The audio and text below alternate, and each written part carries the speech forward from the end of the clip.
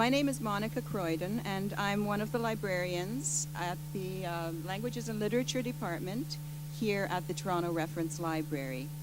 I would like to thank you all for coming out this evening to help us welcome our new writer-in-residence, Marina Endicott. Before I begin my introductions, I would like to thank the Canada Council for the Arts for their support of our Writer-in-Residence program.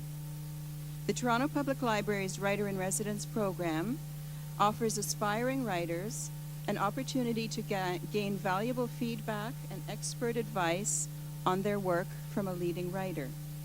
This evening, we are very pleased to introduce Marina Endicott, our spring writer-in-residence at the TRL.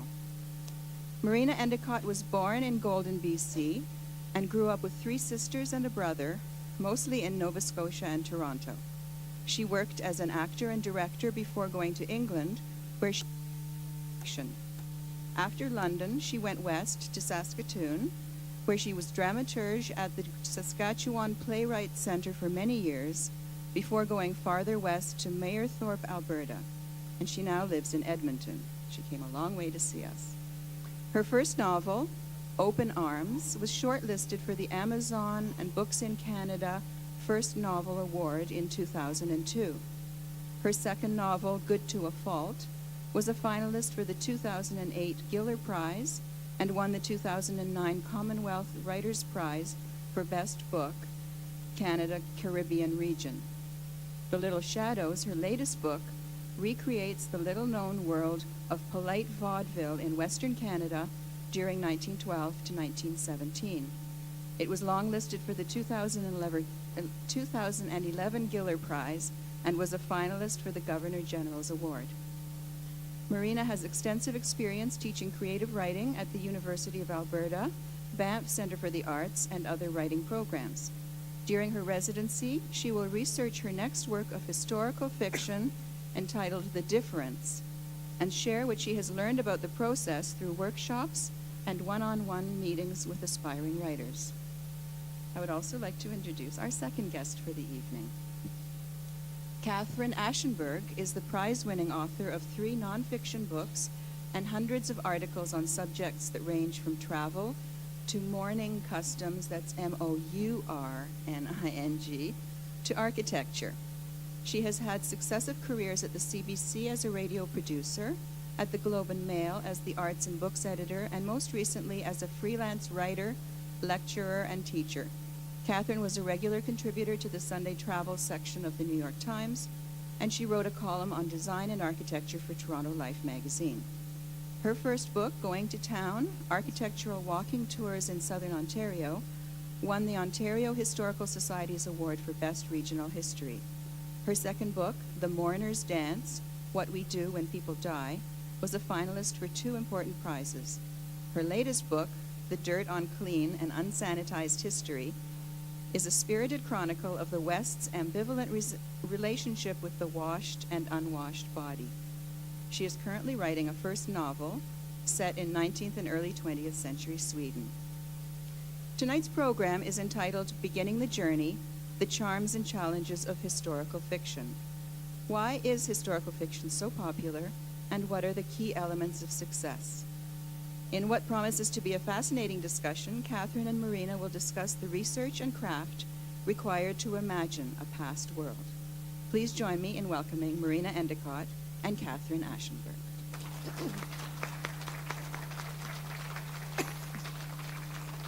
Thank you, Monica. I first became aware of Marina and her work in 2008 when Good to a Fault was a finalist at the Giller, and I was on a television panel in which each of us were assigned a book that we had to spend most of our time talking about.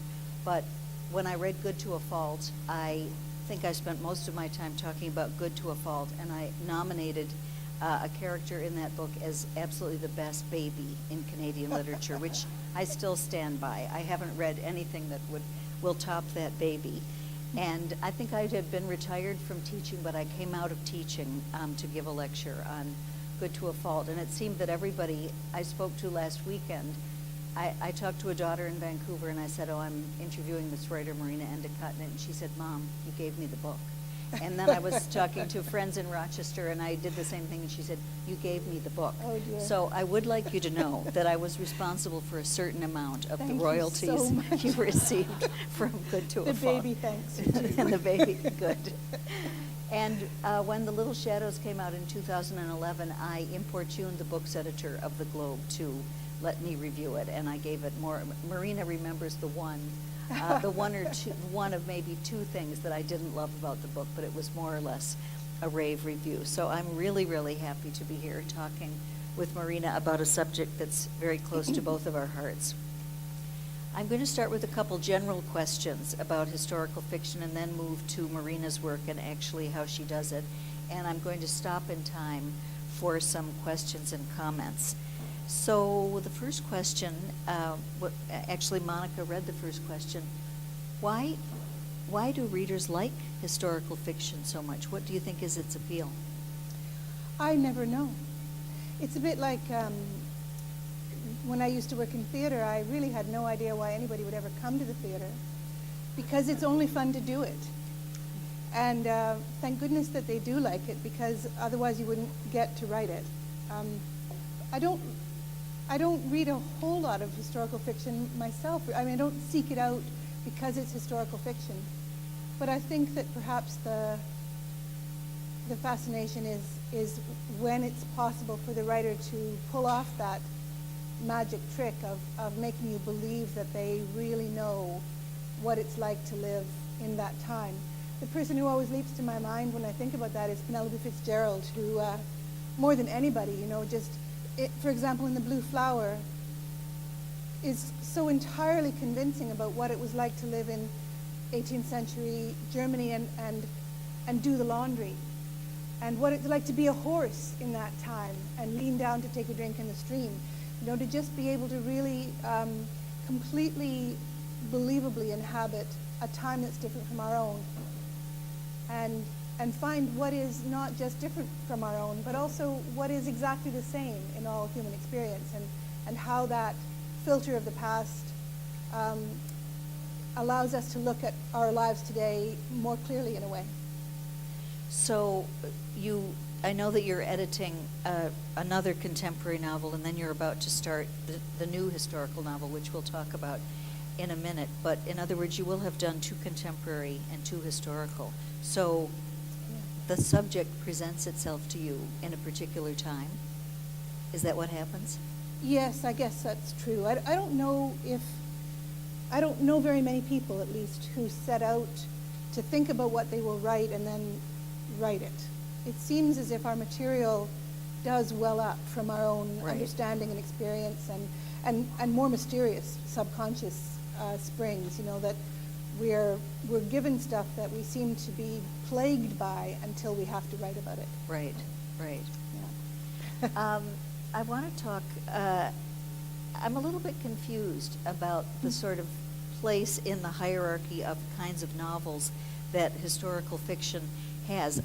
In some ways it seems as if we're in a golden age of historical fiction with Hilary Mantel's Wolf Hall and Lawrence Hill's The Book of Negroes and Eleanor Catton's The Luminaries, etc., etc. But, and maybe I'm being oversensitive and maybe I'm imagining this, but I also have the feeling that when some people say historical fiction, they're kind of putting it in a very particular and not terribly notable kind of box. And maybe this is maybe I'm projecting as I say, but sometimes when people say to me, oh, 19th century Sweden, so you're writing a historical novel, I hear myself say, I'm writing a novel that takes place in the past. I somehow shrink from that title.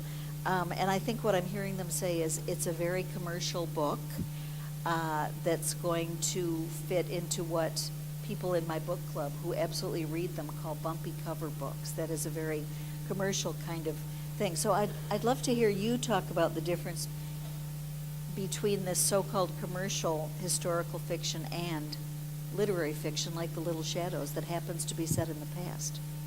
I sure wish it was commercial fiction.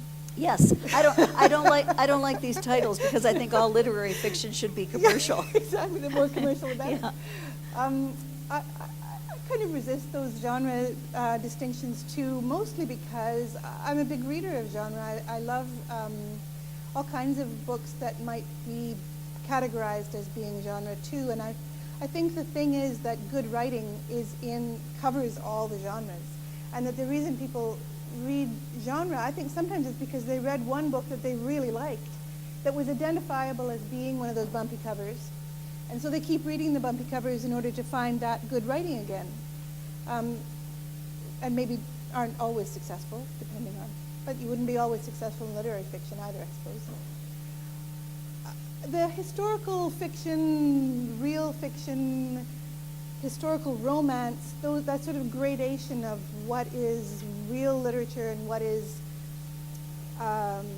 genre fiction, I think, is a conversation that's been going on for so long, even in my own mind and with my friends, of what is it that makes that distinction? Why do we call something literary and something else genre? And I'm not sure of how else to distinguish between them except purpose. That we know when a book is porn because it was written to titillate, and we are aware of the effect, and we know when a book is genre in a way because it's made to entertain us, that there's something, mostly it wants to entertain us, and literature that is trying to mostly provoke us or make us question things is harder to read sometimes not as entertaining.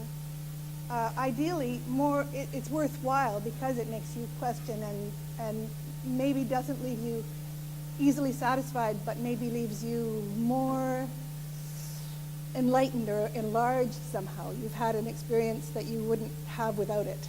Uh-huh. Is that? Yeah, it's the closest I can come to it is to give an example of a book written by a friend, which has been tremendously successful. Roberta Rich is the Midwife of Venice. Yeah. And I don't think Roberta would, I think I would say this if Roberta were here in the audience, but for me, I thought the writing was terrific. There was no sentence that was not well built. The research was fabulous, and she really incorporated it very well into the story. I learned tons about midwifery and regulations for Jews in Venice in the Renaissance. But what made that, what her publishers call commercial, was that for me the plot trumped the psychology, so that every chapter ended on a cliffhanger. The heroine, Hannah, was a wonderful person who was a terrific midwife and loved her husband and was extremely resourceful at getting out of all the kinds of trouble that she constantly got herself into. So for me, that's one way to distinguish maybe more commercial things from more literary things, whereas the sisters in Little Shadows are much more, they're not black or white, or they're very gray. they're tattletale gray. Yes. Yeah. And things may not work out for them. Yes. You don't know right. necessarily, and you're fairly sure that they won't work out for a couple of them. Yes, yeah. What about people, and these tend to be kind of a little bit young, but maybe youngish, middle-aged men who do not like any fiction that is set in the past. They think that the only fiction that can be taken seriously is contemporary. What do you make of that? Well, I'd have to know exactly, specifically who you're talking about. But I think in general, it's probably that they haven't read enough good historical fiction. They probably don't like Jane Eyre. They probably categorize it as being women's fiction, or they want to think about the way we live now and aren't kind of arranged in their minds to think about how we live now by looking at how we used to live. Uh-huh. I have wondered if it isn't some kind of statement about, these are guys, male critics that I'm thinking about, and I've wondered if it isn't a way of sort of categorizing what they think of as the woman reader. For instance, if Philip Roth writes a novel about Newark, New Jersey in the 1940s, I don't think they would be calling it historical fiction. Yeah, but or domestic, yeah, so that may be a thing. But anyway, let's talk about your work. It's You're- domestic. Well, it's on a ship. I guess that's a kind of domesticity. It's a You're domicile. beginning research on a novel set in 1910 on a clipper ship in the South Pacific, and it's called The Difference so far. So talk about that. Where did it begin for you? I'm not very good at talking about work that I haven't really done yet because I haven't even figured it out yet, but I will sort of stumble along trying to talk about it. You know, we talk about how story rises up from sources you don't really know and sometimes can't identify. I can identify this one though. My piano teacher when I was a child in Nova Scotia was a terrible old dragon, a harridan. She once wriggled my nose and called me a ragamuffin, and my nose bled all over the piano keys, and she had to put me to bed in her own bed, which was very strange. And she had Fisherman's Friends lozenges on the bedside table, and for years, I couldn't even look at those or smell them without getting all frightened. But she was also amazing and wonderful. She was a spinster in her 60s and in the 60s, and she had been brought up on a clipper ship until she was 17. Her father was the captain. So she, in her crabbiness and her hauteur, she used to tell stories of her shipboard life. Her house was crammed with the most beautiful and amazing artifacts, a narwhal's tusk and scrimshaw and beautiful, beautiful porcelain and ostrich eggs, amazing stuff, and then terrible, awful old stuff. She used to tell all these stories, but she didn't ever tell me the one that I heard on the internet. When Google first started, I Googled her name, Miss Ladd, because she'd been such a huge figure in my early life. Sure enough, there she was, not just on the internet, but a tape of her horrible old voice. She, honestly, so snooty, such a snob, you'd never believe it. But obviously a huge influence on me too, and a brilliant piano teacher. So there she is on the internet, telling one of her stories, and of course I listened, and it was one I'd never heard before, about her mother on her honeymoon voyage when she first married the captain. They went down around the Horn and up into the South Seas and the Pacific Islands, and they stopped at an island that I'm going to use as Tonga. And the captain decreed that there was the natives were restless, they mustn't go ashore, but a couple of men rowed out in a canoe to trade with them, and they had a 5-year-old boy with them. And Miss Ladd's mother took a shine to this little boy, and she bought him for 4 pounds of tobacco and took him away. So Miss Ladd was telling this story, which, I'm listening to it gradually and with increasing kind of shock, and went on to tell the story of the little boy and what happened to him, as if she was telling the story of their pet monkey that they had, with a certain kind of really appalling disdain that I remembered really freshly from my childhood in Nova Scotia and from that whole quite class-riddled society, but also that casual and all-embracing racism that she had grown up with and that I lived in when I was a child as well, that luckily and thank goodness has changed, I think, enormously. We forget how much it's changed. But listening to that story in her voice started me thinking about that story, and I couldn't stop thinking about it, but I was pretty persuaded that it was too hard for me to write. I couldn't dare to write about a question of race. I mean, I was made to write little domestic novels about people's kitchens and their diapers and how the children are. But then I was lucky enough to go to Tonga when I was with the Commonwealth Foundation in 2009, and I got to go to Tonga for 10 days to do a whole bunch of workshops in the schools there. It's a country that has religious schools.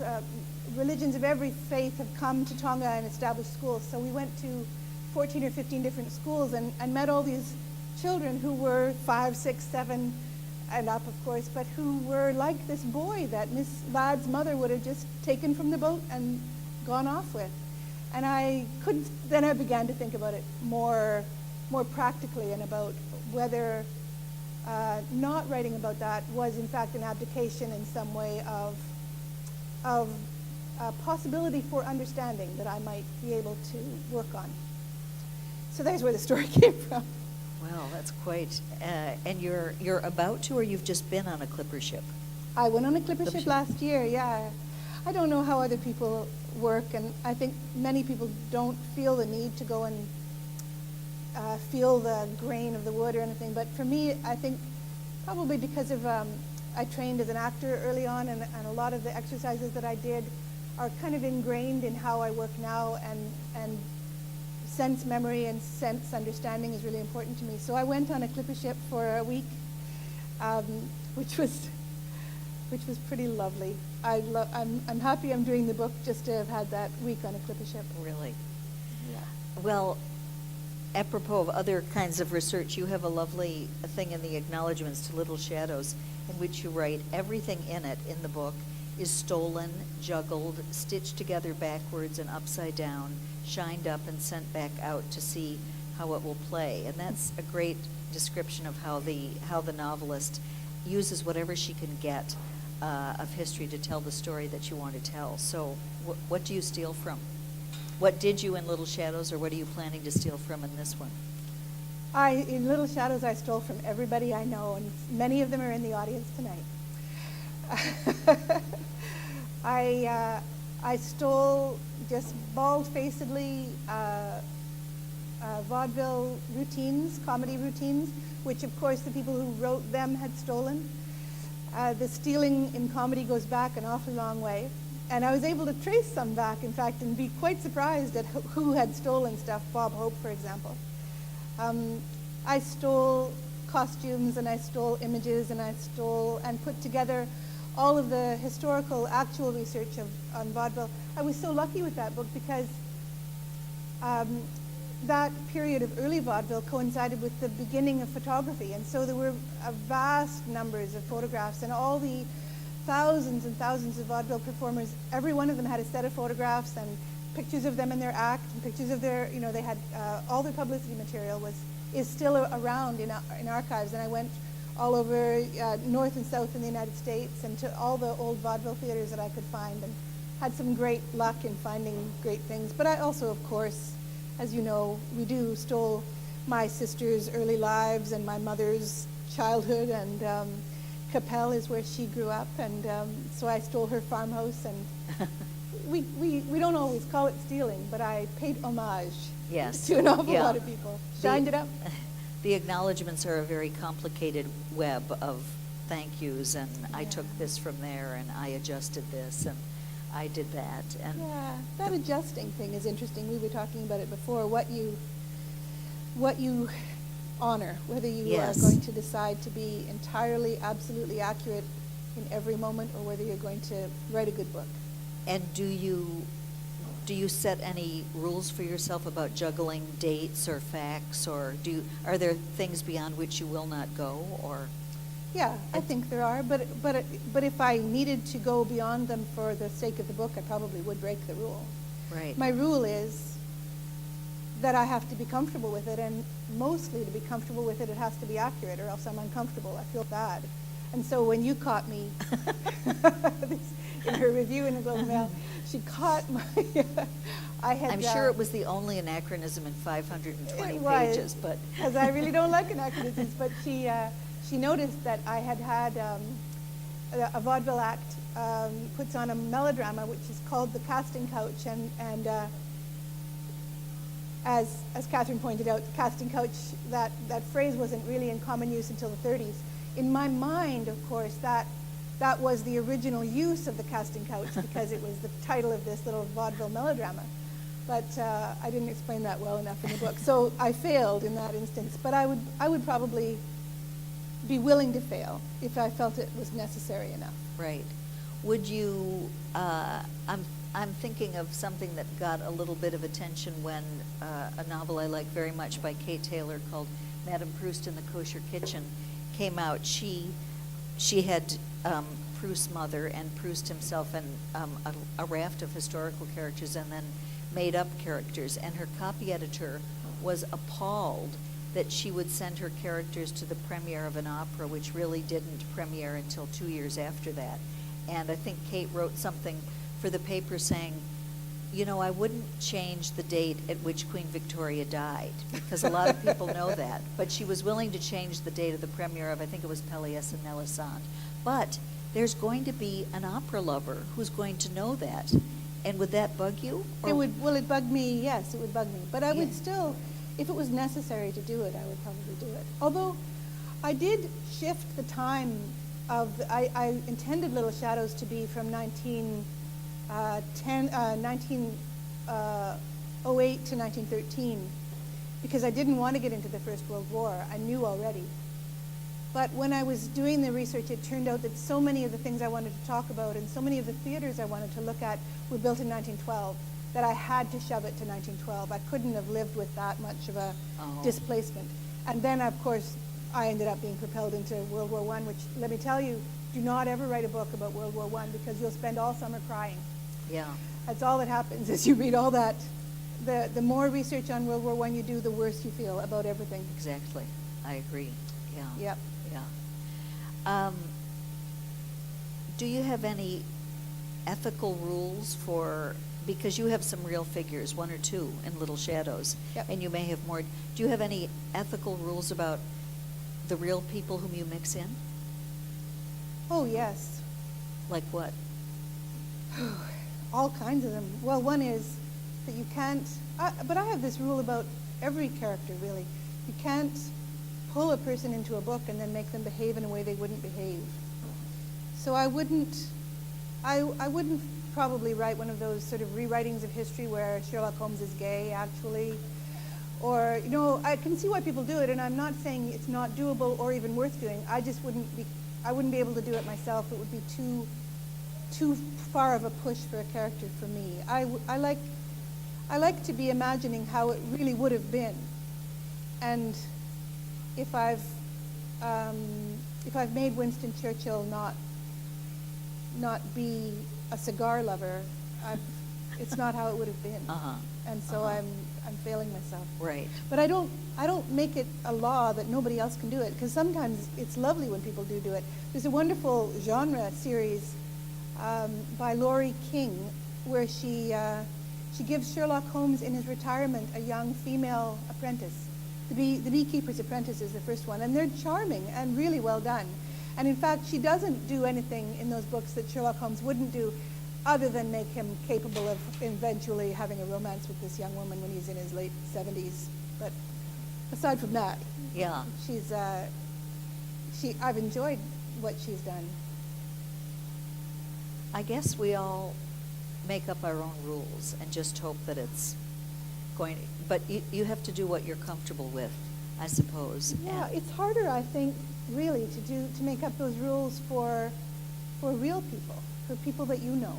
I mean, not historical figures, but for when you are writing and drawing on your own experience, necessarily you're probably involving somebody else's experience. And that rule, it seems to me, has to be revisited every Yeah. time, every page. That's the hardest. That's what I call memoirist guilt. Yeah. Because you really Yeah. are using real people, and often people you know really, really well. Who know you Yeah. well, too, That's and will right. read your book. Yeah. And never speak to you again. Yes, that's right. Yeah. Yes. You have a beautiful thing, which I don't quite understand, where you talk, I think it's in the proposal for Writing the Difference, where you say that a novelist writes out of memory, and the job of research is to give the novelist the memory from which they can write. Say I more. think that's true. I think that's one of the reasons why it's important to me to go to be on a clipper ship for a while, just so that I have a memory of how the doors don't quite fit because they've warped from wet, and how the rope lies in the way that it lies when you trip over it, and of course not just physical memory, but also that you need to create the emotional memory to work from too.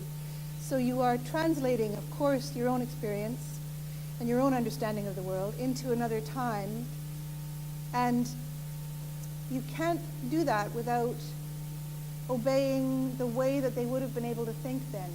So you can't have, and here's where I actually take issue with some big writers like Hilary Mantel, where there's an anachronistic thought, where Cromwell is able to think about things that I don't really believe that he could have thought in those times. Or quite often you'll find women having very advanced kind of feminist views at a time when they did not even have the capacity to think, the words to think those things in. They were so buried in a completely patriarchal world that they were not able even to formulate the phrases to climb out of it. And that's why it takes so long, is because we're gradually and slowly finding a way to think the things that will take us to the next thing. Which brings up the question of how do you research the mentality of those different people? And I think that's an easy question to answer. You go and read the books of the time, and you look at the photographs of the time, or the portraits if you're writing far in the past. But you try to immerse yourself in the whole worldview that was prevalent. And then, of course, your character may be able to spike out of that. But you have to make sure that you are honoring or paying attention to what was possible to think back then, don't you think? Yes, yeah. And that's very closely connected to the language that your characters can Absolutely. use. And reading books of the time is a wonderful source. Yeah. And even more maybe than books is letters of the time, Yeah. which I don't know Yeah. if you've got letters from your Sweden Yes, research, yeah. but for me they're always the richest material, just because people are so revealed in their letters so often, and so heartbreakingly honest quite often. Yeah, and I find really good novelists can just have the biggest clunkers in their dialogue, a word or an expression that they would never use, or this is a movie, not a book, but I saw on the weekend the movie about Dickens' mistress called The Invisible Woman. I'm looking forward to that. And I was so, I know far too much about, I didn't want to go, but because I knew I was going to be very irritated by, but something that really stood out for me in the movie is that the young girl, Ellen Ternan, going to be the mistress of Dickens, calls Mrs. Dickens Catherine. And everything in me was screaming, you would not call an acquaintance and the wife of a famous man and somebody old enough to be your mother ever. She would be Mrs. Dickens. But just a little thing like that could just...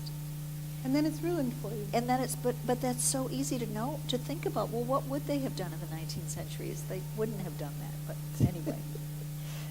My favorite steal that I have done so far in this Swedish novel is a Swedish writer wrote a history of, I think, his Jewish family. One of the two heroines is from a Jewish family in Stockholm, and this guy, whose name is Per Vastberg, wrote a history using largely the wills, and these European wills from the 19th century were fabulously detailed. I mean, 17 cummerbunds, 32 salt cellars, one bottle of something, and he kind of went through showing how his great-grandfather, grandfather, and father rose to prominence by these wills, and I just took those pages. That's and perfect. We'll have to give him a very big acknowledgement. Have you seen the beautiful illustration that somebody did of Proust's will and all of the things that were No. mentioned in his will? Oh, It's no. a beautiful poster. I've seen it as a poster. It's just, tiny little pillboxes, 17 of them in a row, and then Oh, another that would be row fabulous. of shaving brushes. And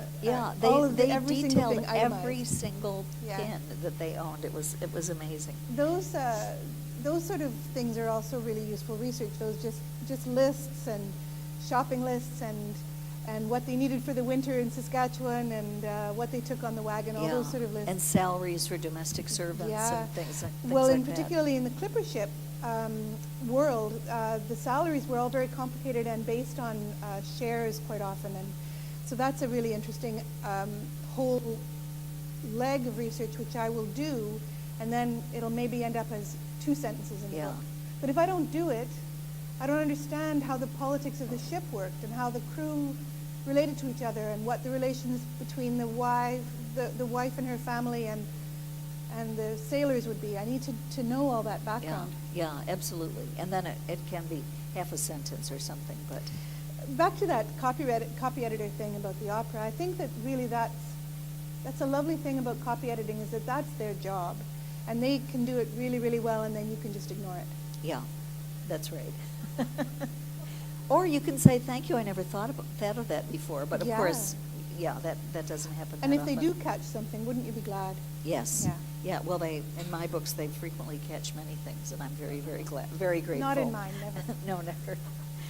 Do you think that the ease of researching, I'm going to put that in quotations, because it isn't always what our teachers taught us research was, but do you think the ease of researching on the internet is good or bad for the novelist who's writing history? Oh, I think it's wonderful for the novelist. I wouldn't have been able to write the vaudeville book without it. I bought a bunch of vaudeville books, and one of them, a $600 encyclopedia in 2 volumes, I didn't buy until I had already used it. I used it on Google Docs so much that I felt I really owed the writers that I better buy it. And also there were, all those pesky pages that they don't include, and so often it was something I had to go get. So I actually bought that book, and at that point I thought I better write this novel, because otherwise I can't really afford this book.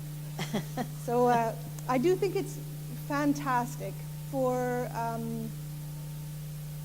the only drawback with it is you do have to remain kind of savvy on what to trust. You still have to have a pretty good weather eye on what is really reliable data and what's not. And also you can get lost in research and spend, as you know. Yeah, that's the siren call of research, which is so much fun, and so much more fun. It's so much easier than writing. Yeah. Well, I wasn't even looking for this, and I can't remember how I fell upon it, but I know that I love names, proper names, and I love naming characters, but I am still a little bit frightened of giving Swedish characters anachronistic names for people who were born in the 1860s to say 1890s or so. And when I would go to Sweden on trips and go into the cemeteries and write down lists of names of people who were born and or who lived in my period. But still, I had a very small stock of names. And then one day, looking for something else on the web, I found the list of name day saints from Sweden from 1905, which is just a teeny bit later than my period, but I don't think that I was terrified of giving my characters the Swedish equivalent of Tiffany or Jason, so, really anachronistic names for the 19th century. So now I have this exquisite list of 365 men's names and women's names that I can resort to whenever I have a new character. So that is a thing that never would have happened. It is my most favorite possession in the world.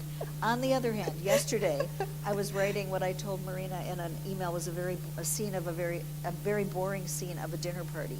My writing was very boring, and I had a waiter passing around a tray of, and I wrote champagne flutes. I love the word flute for champagne glasses, and then I thought, I wonder, 1905.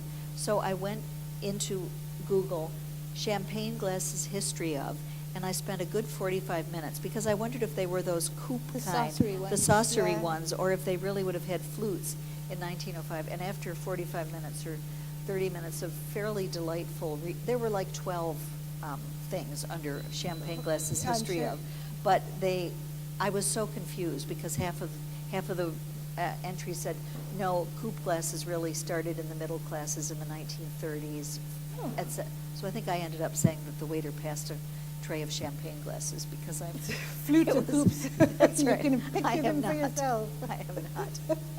That's why we're luckier than people who are doing movies and television, because they have to get the actual thing and a real picture of it, where we can just say champagne glasses and you can fill in your own. Yes, exactly. The 19th century had this great expression for writing when the research was too obvious. And distracted you from the real story. They would say it smelled of the lamp, which I've always thought was an oil lamp, but maybe it was a gas lamp. That is the lamp by which you read research tomes far, far, far into the night. Do you feel that danger of getting so distracted by the beautiful props that I hate that. In theater, they call that, we can see the work. Oh, so yeah. You don't want to be able to see the work. Yeah. And no, I have cut scenes and details just because I liked it, but it was not advancing the story in any way, or, I got fascinated with the champagne flutes and the etching and exactly how the color of the light refracting, and no. Yeah, it's a temptation because you're so proud of your research and you've worked so hard for it, I think, sometimes. And you know how important it is to your understanding of the characters and the story. But I think that's where your second draft harshness comes in, and you take out the Yeah, lamp, the smell those of the little, lamp. yeah, those little details that you love. Yeah, You can it's- send them to your friends in letters. That's right, right. Or you could make a whole blog out of them or something like that. That's a good idea. Yes. In fact, many writers would probably contribute to that blog. Yes. Lovely things I had to cut. Or I like Smell of the Lamp as a name Yeah, for a Smell of blog. the Lamp. We'll have Yes. to start it. That's good. You say something really interesting about the difference between doing academic research and research for the novel, that research for a novel is so much more intimate, but also so much more demanding about the emotional tone of things and the Yeah. sensual look of things. Or I think it sort of goes into what you were talking about earlier about the psychology of things, that the historian has to be much more accurate about exactly what happened when, but they don't have to delve so intimately into why, into the envy and the hatred and the passion that people were feeling as they did these things. I'm not saying they don't have to understand the motivations for history, but that they can think of it on an intellectual plane more than the novelist, who, we can't do that or else it'll be dry, it will be unreadable really.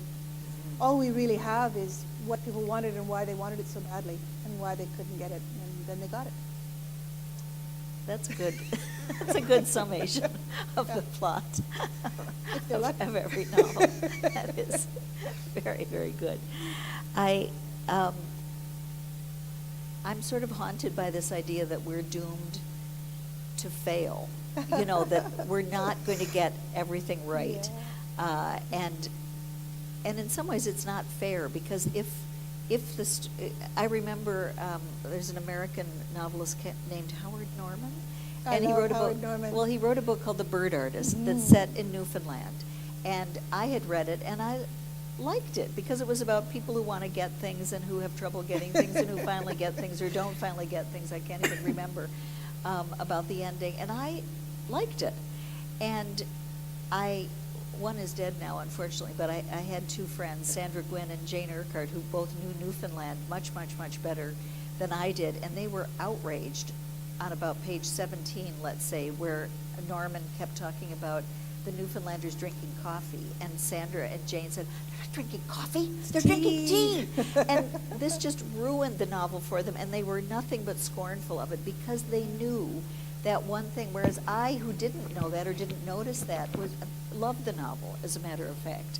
And I reviewed a couple years ago a novel by a British writer about, I seem to be obsessed with this Dickens mistress, but really I'm not.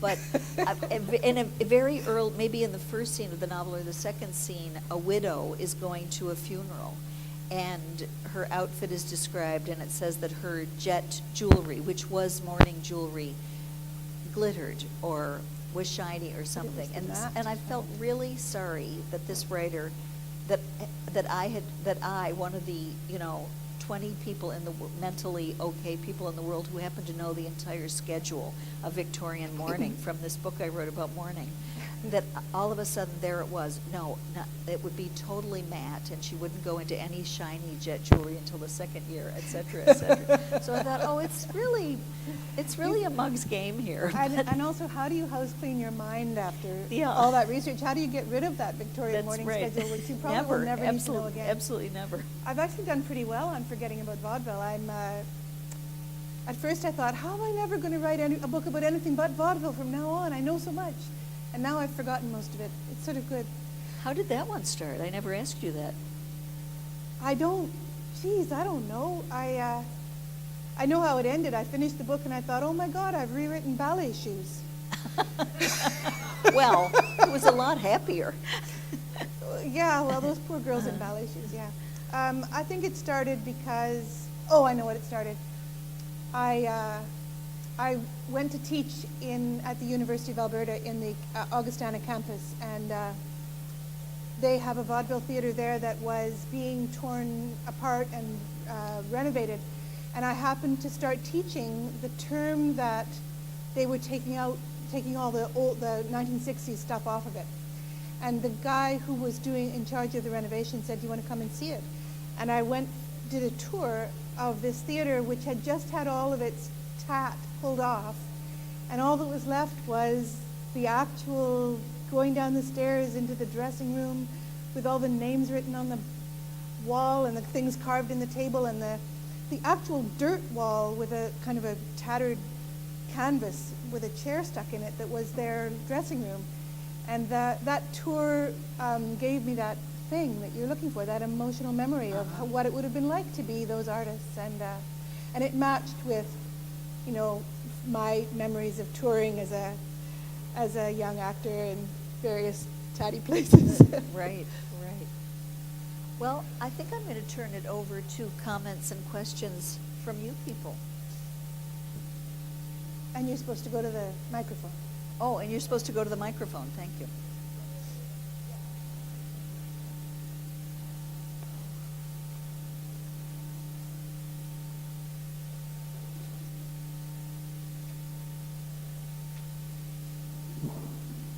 Hi.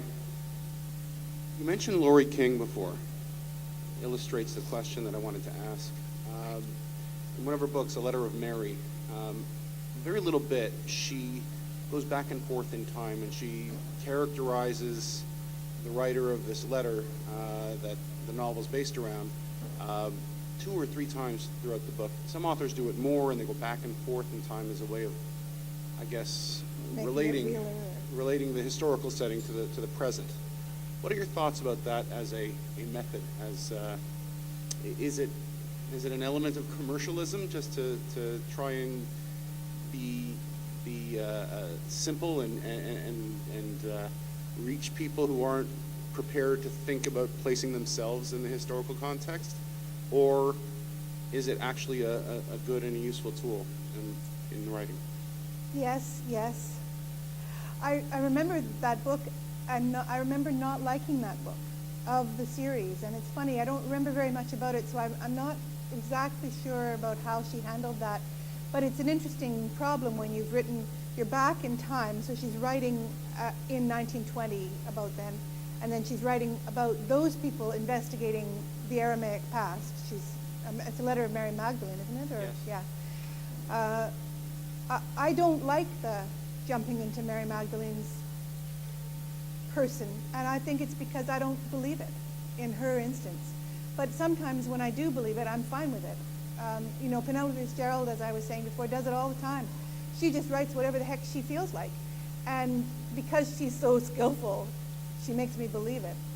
I really do like Laurie King. I think she's done a very good job in jumping around and having some fun with historical writing in a way that I really admire. But that one book is the one that I didn't really like very much. You didn't like it yourself, I gather. I thought that it either wasn't enough or it shouldn't have been there at all, because Right, she did it should so maybe have little written back then. snippets, and she didn't get into the character of Mary Magdalene, who's Yeah. writing about her child or whatever. Yeah. You know, had she gone into it a little bit more, or had she just not used it at all, I think the book would have been better. I think you're right. I think that she didn't earn it. That she wrote, she sort of did a sentimental thing where she was writing to tug at your heartstrings, but she wasn't giving it enough life that you really felt that you knew them. I agree. Yeah. Thank you. Do you know this writer at all? No, but it sounds interesting, yeah. Hi, Hello. can you hear me? Yeah. Okay, good. I'm writing historical fiction. That's why I'm here today. So I'm happy to have the opportunity to hear you. You touched on one of my problems, and I have a question. I'm happy to hear that you're talking about emotional memory. The book that I'm writing on is based on my mother's struggles through the starvation of the Ukraine in 1931 to 33. I'm writing it from a child's point of view. Your mother as a child? I mean, are you thinking of her? Yeah, because of the stories that I heard all my life. So you talked about emotional memory, and between her stories and eyewitness accounts that I read and researched on the internet, by the way, there's a lot available about that. Yeah. And I found that the emotional memory was too strong. At first I was going to write it as a biography, and I couldn't do that because the emotions were overwhelming, and I found that I had to step back. And I'm wondering how you found the balance. Because I had to walk, there's still times when I have to walk away from it because it's overwhelming. It could be because of the nature of the material, but I think emotional memory is what makes the difference between historical fiction and just plain old history. And I think a lot of people knock historical fiction because they don't like studying history, but that's just a personal point of view. So I'd like to hear what you have to say about that, but I'm going to ask you my question and I'll sit down. The question that I have that relates to this book, and I'm not sure, maybe Catherine can help, because I think you're the one that's using the Swedish names. The names in my book are all Ukrainian, and they involve patronymics. And some of the people in the writing group that I bring the book to get confused by the names. And I'm wondering how, what you think about that. Because, I mean, we read Tolstoy and Chekhov, and they have the crazy names, and nobody seems to bother. So it's a bit of a conundrum, and it's the same with Ukrainianized words, because the person who's telling the story is the woman who lived the story in the book, right? So she's looking back Right. and telling her life So she story. knows them all. I think that writing groups are so fantastic until they're not. And they're really excellent for encouraging you to keep writing, but sometimes they have a problem with something because they're not your readers. They're the people you write with, and that's great. And if they can encourage you to keep going, and even if they can say, I don't understand this, that's a valuable comment to know that somebody doesn't understand it. But they may not be the people who would seek out a book about Ukrainian devastation with lots of names in it. That doesn't mean that you can't use them, as of course Tolstoy did, and Russian. And but to look at your other question, I think that the emotional memory when you're writing from your parents' experience can be so complicated and so difficult, especially with a mother, I believe, because you're not just writing from what your mother has said and the stories she's told, you're writing from how her emotional life affected you when you were a child. And so you have to, not only do you have to try and really truly understand your mother's emotional life as a child, you also have to kind of deal with your own emotional life as a child as you were going through your mother's struggles as a child. So I think it is a very difficult task, and one that many people just give up on and try to write about something else because it's so painful. If you feel really driven to write about it, then I guess you just have to accept that that's going to be a very hard job, that you'll have to, build in some breaths and read some other things from time to time as you're working so that you don't fall into despair. Well, actually, I'm almost finished. I'm on like the second last chapter pretty well. Fantastic. And so it's just, so just to comment on what you said, what has done for me is in writing this book, I never intended, I didn't know what the outcome for me personally was going to be, but I have a totally different image of my mother. It's like knowing a completely different person. So it was a very good thing to do. That's wonderful. Yeah, Good for you. thank you.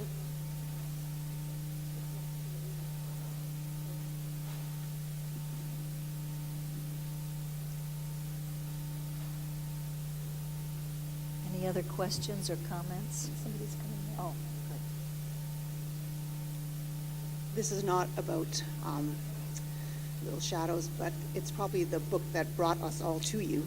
Could you talk a little bit about how Good to a Fault came to be? Certainly. I didn't want to write Good to a Fault either. I felt that it was an asinine thing to write a book about an Anglican priest and a spinster and a woman dying of cancer. That was stupid. Who would read that?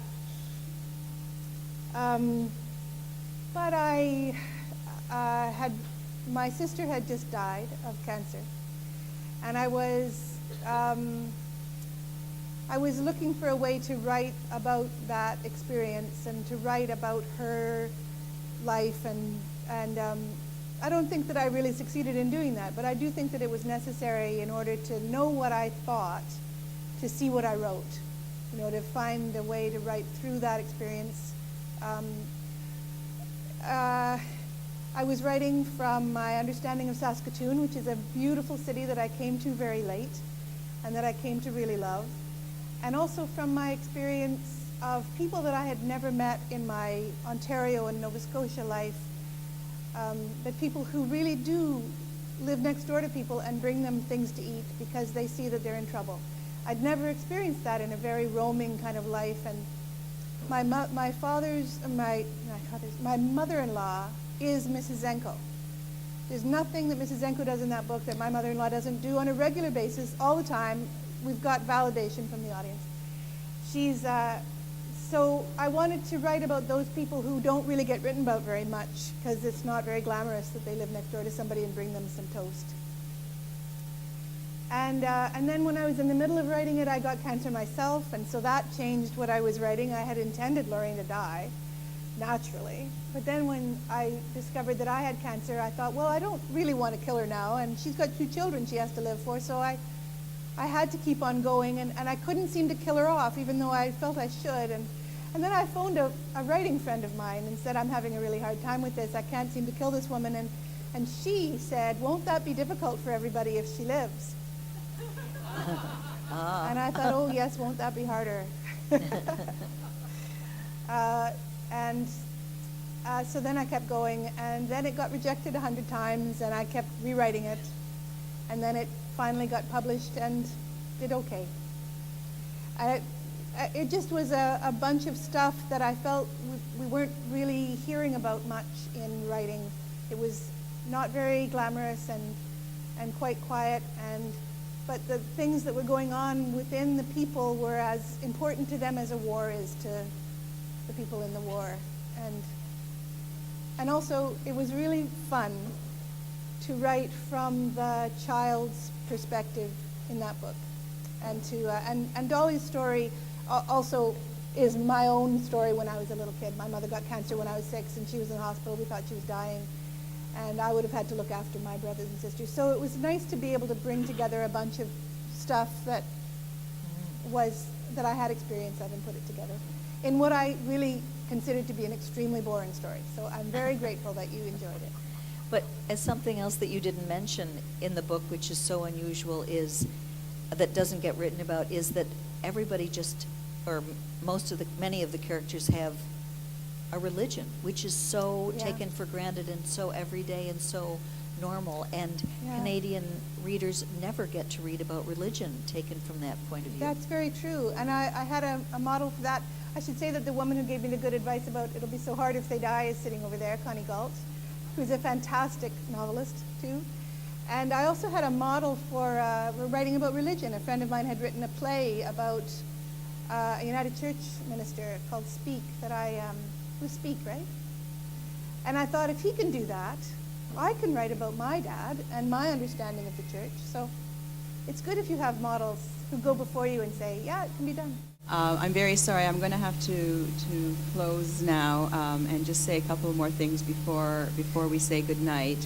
I would like to thank very, very much Marina Endicott and Catherine Ashenberg for their wonderful presentation. I really enjoyed it. Thank you.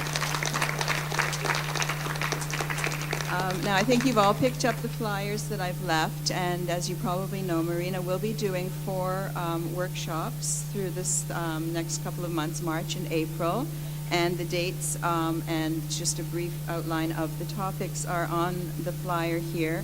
And of course, for any aspiring writers who haven't done so yet, please do submit a manuscript. The information for the format and how to submit it is on the Toronto Public Library website. And we have a writer-in-residence page that gives you all the information about submitting manuscripts. And Marina will be meeting with you through her residency and discussing your writing. And I think this is a golden opportunity for everybody who's interested in writing. The deadline, we did say that the deadline for submission was February 15th, but we've decided to extend it to the end of the month.